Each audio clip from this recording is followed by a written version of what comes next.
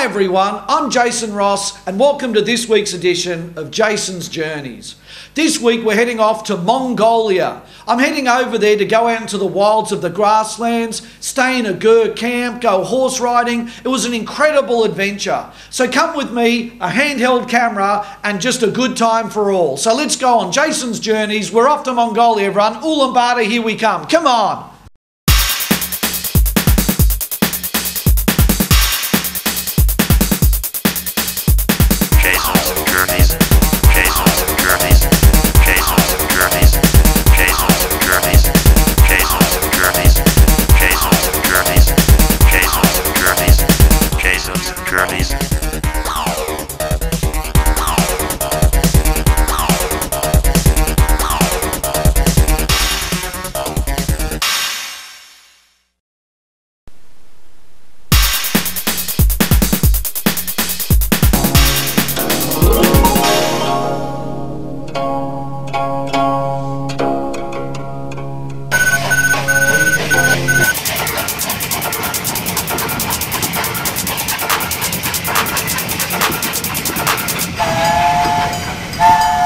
Welcome to Mongolia. Okay, so what do we know about Mongolia? Where is it? It's got Russia to the north of it and China to the south. The most famous thing we probably know about Mongolia is Genghis Khan, who founded the empire in 1206.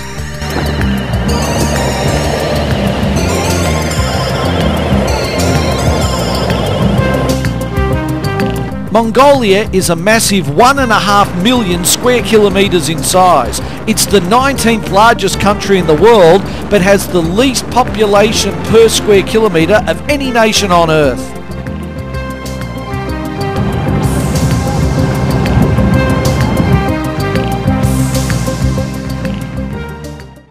Okay, so let's talk border crossing, shall we?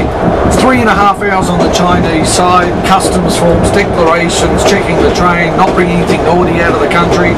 Then 1.5 hours on the customs side on the Mongolian side, where they had to adjust the gauge of the train.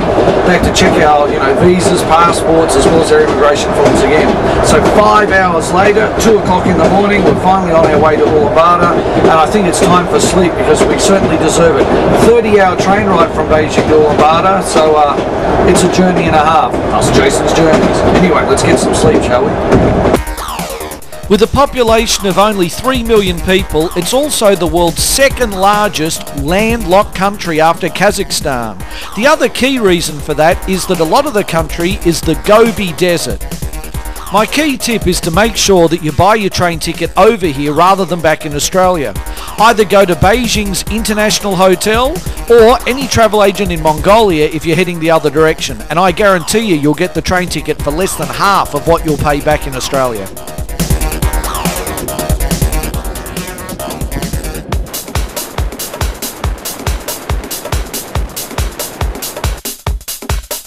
Still to this day, approximately 30% of the population are nomadic and live in tribes travelling around the countryside. The predominant religion in Mongolia is Buddhism.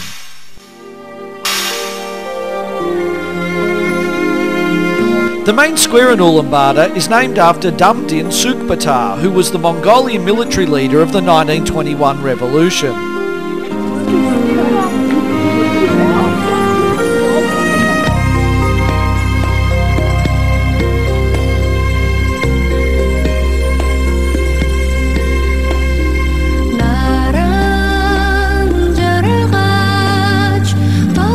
Okay, some interesting background information. The man we call Genghis Khan is known to Mongols as Chinggis Khan, and up until 2 years ago his image was banned all across Mongolia. Now, thanks to the Democratic Party being elected, his image is seen in statues and artwork everywhere.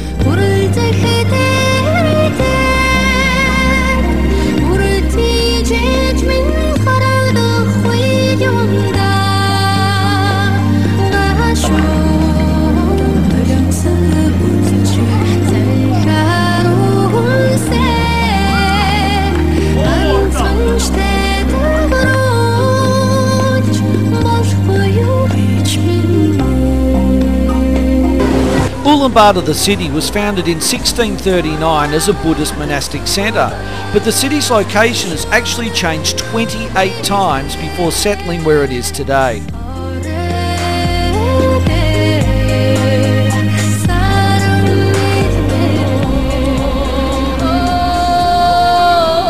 Okay, so the worst thing about Mongolia is its national singing style, which is in a trill-based vocal style.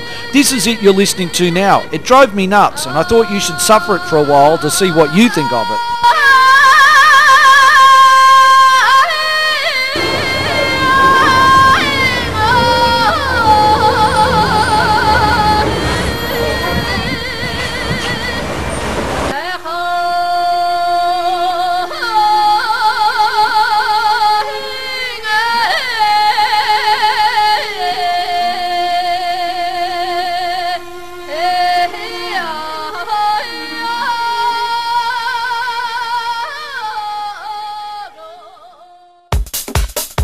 Good quality, cheap accommodation is almost impossible to find in Ulaanbaatar. Don't believe me? Check some of these places out that I stayed.